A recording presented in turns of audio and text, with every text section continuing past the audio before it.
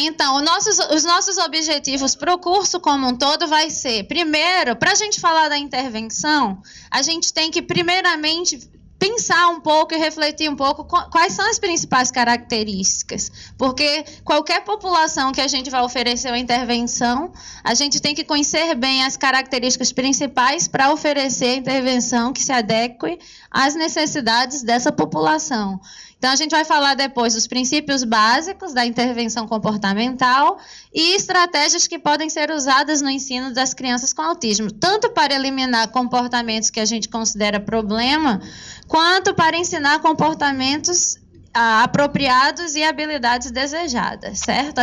Isso é o que eu vou tentar cobrir aqui com vocês. Vamos lá. Ups, passei errado. Cadê? Pronto. Então, vamos começar aqui pensando um pouquinho sobre o que é o autismo, né? Primeiro, ele é um espectro, vamos dizer que, assim, os transtornos invasivos do desenvolvimento é o espectro, né? E o transtorno autista é só um dos transtornos dentro do espectro. Mas muitos também chamam de transtorno do espectro autista. Então, vamos tentar falar como se isso daqui cabe ao espectro como um todo. E todos os transtornos que estão dentro do espectro, eles guardam em comum as características, né, que são déficits em 3 áreas principais. Um é a parte da interação social, claro, que é o principal de todos. Tem alguém aqui que não teve contato com criança autista ou dentro do espectro? Não, né? Então, vocês já sabem que a área da interação social é a principal. Depois vem a comunicação e depois aquilo que eu estou chamando aqui de participação em atividades e comportamentos que são típicos para a faixa etária da criança. Eu vou explicar aqui. Isso é aquilo que a gente chama dos comportamentos restritos, repetitivos e estereotipados. Ou seja, o padrão e a participação das crianças em atividades e comportamentos típicos, quer dizer, não é típico, né? Porque eles se envolvem, se engajam em coisas que não é típico para a faixa etária, certo? Então, vamos lá. Eu vou fazer o seguinte, será que tem alguém, tipo, Paula, se você estiver desocupado, será que você poderia ir passando para mim? Ou alguém? Ou você está ocupado com outra coisa? Tá, tudo bem. Não, é só porque toda vez que eu vou passar aqui, eu passo na frente. Se puder, né? Só para facilitar. Então, você só tem que ficar aí sentadinho. Olha como eu sou autoritária. Você fica aí sentadinho. Se você precisar sair, fique à vontade. Tá bom? Obrigada. Então, olha só, vamos falar da área de interação social, né? A coisa principal que eu quero falar aqui é que não existem 2 crianças autistas que sejam iguais, não é isso?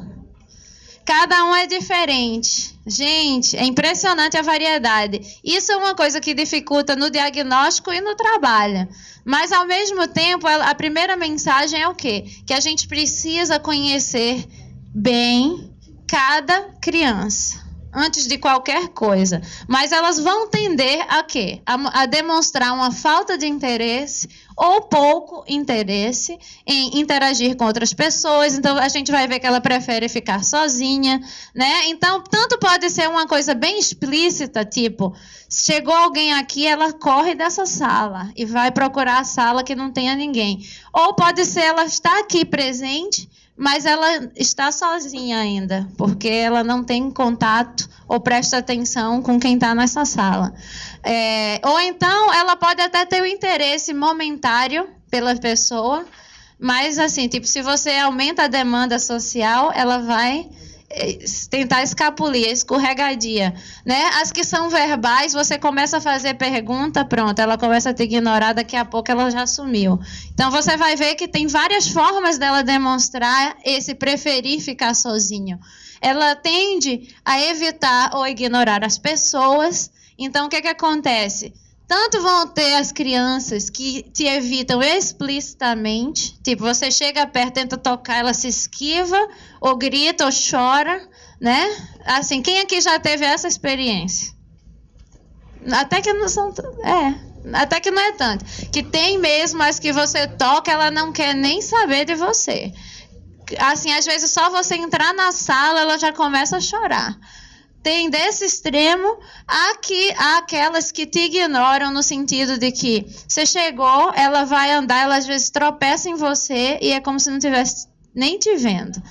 Né? Tem as que sentam no teu colo, brinca com um brinco, com teu óculos e não nem aí, né? Não tá nem aí. E tem umas que até olham para você assim, bem rapidinho, mas depois ignora, começa a ignorar. Então também tem de tudo. Pode ir, vá, Paula. Pode ir, eu deixo. Então, aí você vê também que tem umas que elas tendem a tratar as pessoas como objeto. Oi. Ah, você vai passar para mim? Não vai te atrapalhar? Ok, obrigada. Tratar as pessoas como objeto ou instrumento. Quem aqui já não teve essa experiência de, tipo, tem uma jarra de biscoito fechada, aí a criança quer o biscoito, ela não consegue abrir, aí ela vai chegar assim, vou usar ela. Bota esse casaco aqui, vamos fazer de conta que eu sou a criança autista, essa é a jarra. Aí eu tô aqui tentando abrir, não consigo, aí eu chego aqui... até a pessoa abrir. Mas o que vocês podem perceber? Que em nenhum momento eu olhei para ela, eu usei palavras para me comunicar com ela. Então é aquela coisa assim, eu digo, a primeira coisa, quem aqui não já se sentiu assim, um zero à esquerda, objeto, né? Assim, porque é geralmente como a gente se sente, né? E isso é muito triste para os pais, principalmente, porque, assim, poxa vida, é bom que ele está se comunicando comigo, mas, ao mesmo tempo, assim, você espera aquele contato de olhar, aquele sorriso que muitas vezes não vem, e quando vem, assim, não é muito consistente, né? Então, você vê também que existe uma dificuldade em observar e imitar comportamento dos outros. E aí eu tento lembrar vocês do comportamento de crianças bebezinhos, 1 ano e meio de idade, que não tem autismo. O que acontece? Né? Você está fazendo as coisas, a criança está vidrada. Aliás, de neném, a mãe está amamentando, já começa o contato de olhar, aí daqui a pouco a mãe começa a rir, a criança começa a rir de volta, e fica aquela brincadeirinha. E aí você vê assim, criancinha de 1 ano e meio, né? Ou menos. Tipo, você faz uma coisa, eu tenho vídeos de crianças que não são autistas, bem pequenininhas, menos de 2 anos. Aí a mãe faz, olha o Barney. Aí a criança olha e faz, Barney? Ela é o Barney, tá vendo? Aí vamos dar comidinha pro Barney? Aí a mãe começa com a pazinha, aí a criança pega, começa a imitar a mãe e dá. E o que acontece? Muito do desenvolvimento da criança, da aprendizagem da criança acontece como? Exatamente no contexto de interação social, observando e imitando as pessoas. Só que as crianças com autismo, elas vão estar mais interessadas nas coisas e atividades dela do que nas atividades dos outros. E algumas vão imitar, sim.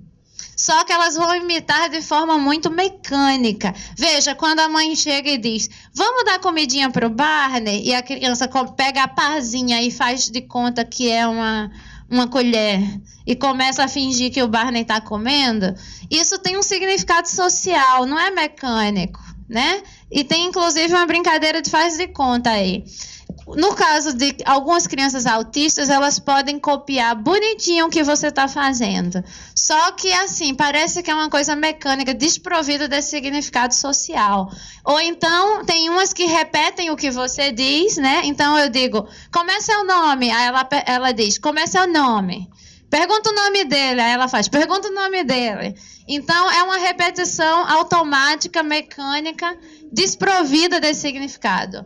Ou algumas que repetem cenas, linhas de diálogos de filme, até com a entonação certinha.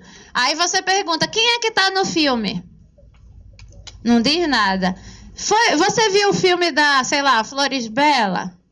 Faça perguntas, não tem. Então você vê que quando tem a imitação, é uma coisa desprovida daquele significado social que a gente está tão acostumado, né? E de compartilhar interesses, estados emocionais com os outros. Então, o que acontece? Você vê que também, bem pequenininha, as crianças já passou um avião, ela olha para o céu, avião, aí ela olha para a pessoa, sorri, não sabe nem falar ainda direito, não é? Ou então, tipo, chegou um brinquedinho, ou, assim, qualquer coisa, as crianças tendem a usar os adultos como uma referência social. E eles querem partilhar aquilo, aquele interesse, aquele estado emocional com o outro. Ou até um estado emocional negativo, por exemplo, quando a criança está naquela fase que estranha os outros. Quando chega alguém estranho, qual é a primeira coisa que ela faz?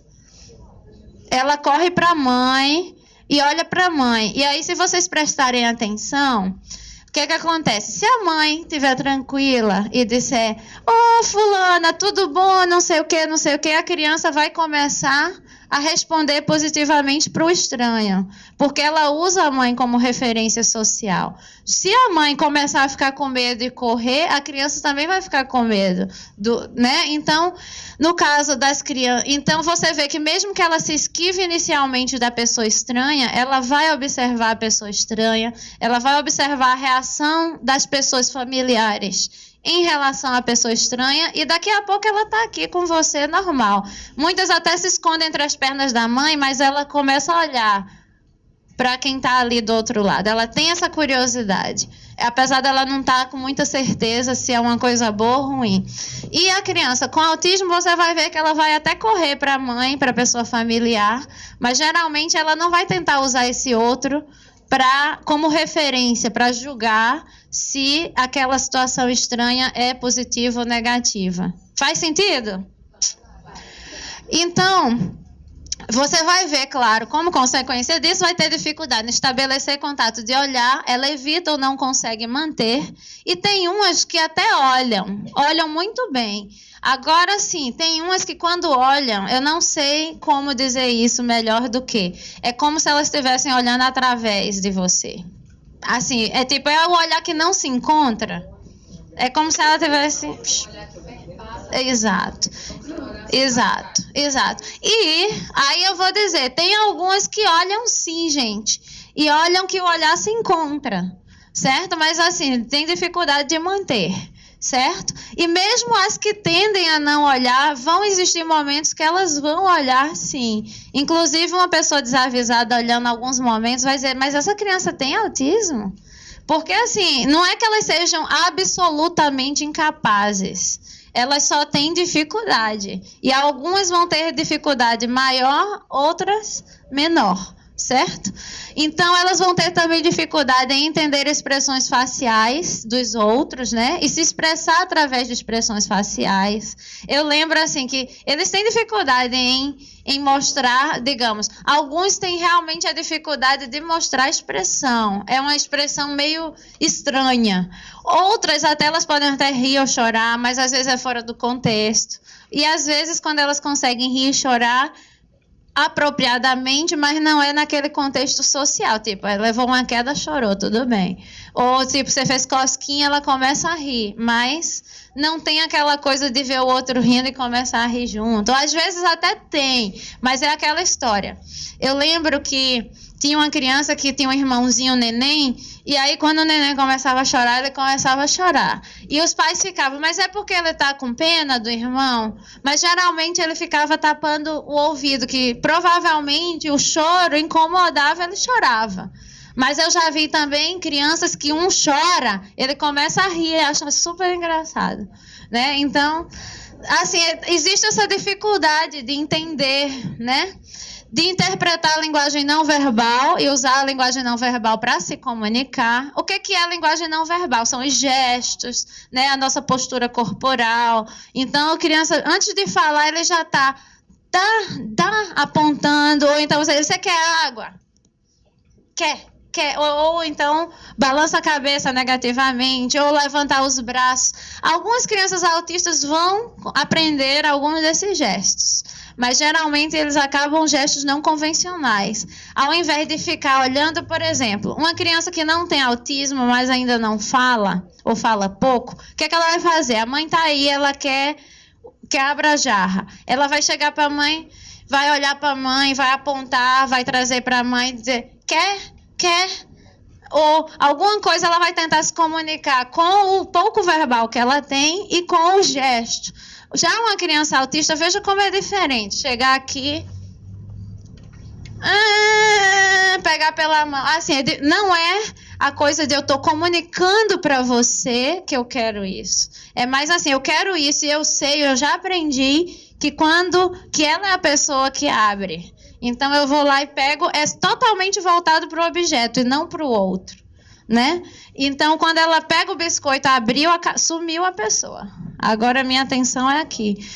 E de se engajar, assim, de entender a perspectiva dos outros, já falei, e de se engajar em brincadeiras de faz de conta. Como eu falei também, que elas têm muita dificuldade em abstrair, em imaginar. Então, quando as crianças já estão fazendo de conta que tem a bonequinha, ou pega um carrinho e fica brum, brum, brum, o que acontece? A criança autista pode pegar um carrinho e ficar rodando a roda e ficar assistindo a roda girar, né? Ou então ficar batendo, fazendo outra, ou empilhar, ao invés de brincar como faz de conta, né? Então, a próxima, por favor. É o page down. Isso, ótimo. Então, o que acontece? Eu digo que a interação social é o aspecto central. Por quê? Porque se você não tem interesse ou tem dificuldade em se engajar em interação social, para que eu vou aprender a me comunicar? Né? Então, você vai ver que a comunicação, a dificuldade na comunicação é quase como se fosse uma consequência dessa falta de interesse, né, no outro. Então, eu prefiro tentar fazer só do que tentar me comunicar com o outro. Quando eu não consigo fazer só de jeito nenhum, eu tento o mínimo de contato possível que chegue ao meu objetivo, né? Então, e se for uma coisa tipo, se eu vejo uma coisa interessante, bonitinha, eu fico aqui sozinho, excitado, mas eu não tenho interesse de compartilhar isso com o outro. Então, para que eu vou falar com o outro? Usar gestos. Então, você vê que faz sentido, né? Então, você vai ver que, geralmente, a criança com autismo ela vai apresentar um atraso no desenvolvimento da linguagem receptiva e expressiva. Primeira coisa, quem aqui sabe o que é linguagem receptiva e expressiva? Ótimo. O que é... Pronto, elas duas que levantaram a mão primeiro. Uma responde o que é receptiva, a outra responde o que é expressiva. Seria a compreensão, né, da fala. Isso. Ela respondeu. Era ela que ia responder expressiva, mas tudo bem. Tudo bem. Isso. Vocês conheciam isso? Essas expressões? São familiarizados? Então, a linguagem receptiva já está dizendo de receber.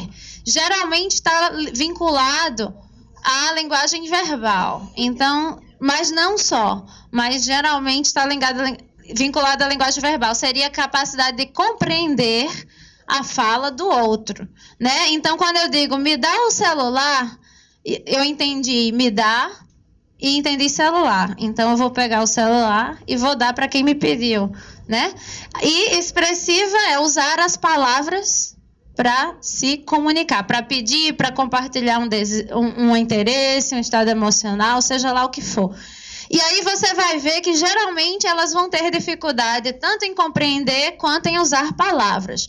Porém, geralmente elas têm mais dificuldade em usar palavras do que em compreender. Elas entendem muito mais do que a gente pensa. Não todas, mas... E aí você vê que algumas delas não vai apresentar nem qualquer linguagem verbal. E aí, assim, a gente vai ver mais uma vez uma variedade enorme. Você vai ver das crianças que não produzem nem sons direito. Eu trabalhei com uma criança que eu estava, assim, avaliando e eu botei uma demanda, assim, meio pesada, talvez. Ela começou a chorar, as lágrimas jorravam. Mas você não ouvia um som, nem do choro. Assim, você vai ver desde esses casos extremos onde a criança não produz nem sons, as crianças que vão vocalizar. O que é vocalizar? produzir sons, não necessariamente palavras. Então, vai fazer... Tem umas que fazem sons que parecem mesmo balbucio, ba, ba, da, da. Tem umas que fazem uns sons que parecem até uma outra linguagem. Sonzinhos assim, uns sonzinhos agudos. E tem umas que conseguem falar palavras, certo? Elas são verbais, elas são capazes de verbalizar, porém... não significa que elas vão usar isso para se comunicar. Aí você vai ver de tudo, mais uma vez, né? Quando a linguagem é verbal, ela vai ter dificuldade em usá-la de modo funcional, que significa para fins comunicativos. Então, você vai ver que tem crianças que sabem dizer palavras imitando do outro, mas não tem nem ideia do que é. Tem crianças que vão usar palavras para nomear coisas e elas usam para nomear corretamente. Tipo, celular... né? Ou bola, carro, mas elas não vão chegar para usar essas palavras para chegar para a mãe e dizer, me dá a bola, ou eu quero água. Ela sabe nomear, mas ela não usa para se comunicar. Então, você vê que tem de tudo também. E aí que é o truque, gente. O desafio, vocês descobrirem o que a criança tem. Cada vez que você vai trabalhar com a criança, você tem que saber onde ela está. O que ela tem de qualidade, o que ela já sabe fazer, o que ela não sabe. Em termos de comunicação, de habilidades sociais, de tudo. A gente vai ter que conhecer muito bem a criança. Porque cada um é diferente, né? Alguns vão ter ecolalia, como eu disse, repetir. Ecolalia vem de eco, é o repetir sem saber o significado. Tem umas que conseguem até conversar ou responder alguma pergunta. Quando elas não entendem a pergunta, elas repetem. Sabe? Assim, tipo, se ela sabe o que é, entendeu, ela responde. Quando ela não sabe, ela vai e repete o que você disse. A dificuldade em compreender a linguagem não verbal e verbal dos eu já disse, né? Ela não entende ou entende de forma limitada e literal. E isso é muito interessante. Porque mesmo quando a criança já consegue falar, se comunicar, e até conversar, ela conversa, a conversa é limitada. É tipo, é bem concreta, mas se você fizer uma pergunta, mas o que aconteceu ontem à noite? Isso já é muito complicado. Ela não vai conseguir te responder. Ou então, assim, eu lembro que eu disse, nossa, tá chovendo para cachorro, uma coisa assim. É isso. E elas ficam assim, pensam literalmente. Teve um lá nos Estados Unidos que a gente estava no grupo. E aí, tinha um dos psicólogos da equipe, era Dr. Butter, que é manteiga, certo? Aí ele faltou. E aí o nosso supervisor disse, o Dr. Manteiga, né? Dr. Butter, não pôde vir hoje. Aí eu brinquei e disse assim, pois é, ele teve um encontro marcado com o Dr. Pão, Dr. Bread. Aí todo mundo riu, e aí o menino olhou para mim e fez, existe mesmo um Dr. Pão? Assim, eles não conseguem entender, né, a brincadeira, a metáfora, essas coisas. Ainda a compreensão e o uso da linguagem é limitada e literal. Próximo.